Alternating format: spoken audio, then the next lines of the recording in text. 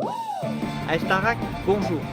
À vélo, à pied, en bus et en voiture, vous êtes nombreux, nombreuses à emprunter les divers axes routiers que traverse notre village. Vous partagez le constat que nos routes sont dangereuses et non adéquates à la pratique des mobilités douces.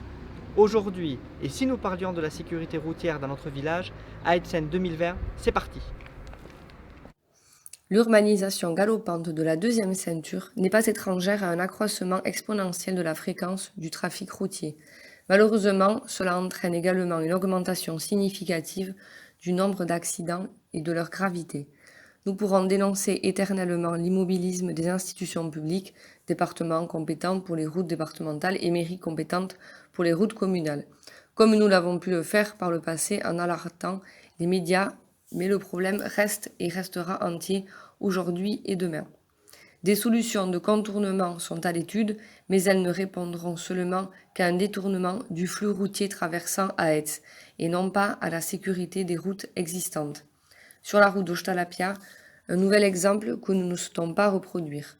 Au bout de trottoirs réalisés récemment dans la précipitation et non terminés, un poteau électrique téléphone contourné par cette tentative de trottoir et finissant dans une monticule de terre sans aucune cohérence et créant une zone dangereuse pour nos administrés.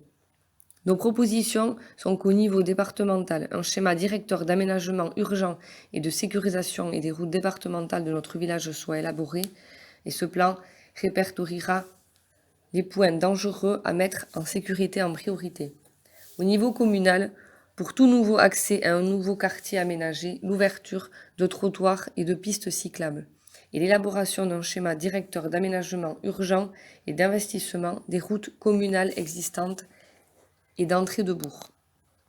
Nous revoilà sur Aetz. Derrière moi, le trottoir de la route d'Ostalapea démarré dans la précipitation et non terminé. C'est l'exemple type que nous ne souhaitons pas suivre. Comme vous l'avez vu dans le reportage, d'autres solutions existent. Il n'est pas trop tard. Dimanche 15 mars, faisons-nous confiance, votez Aetsen.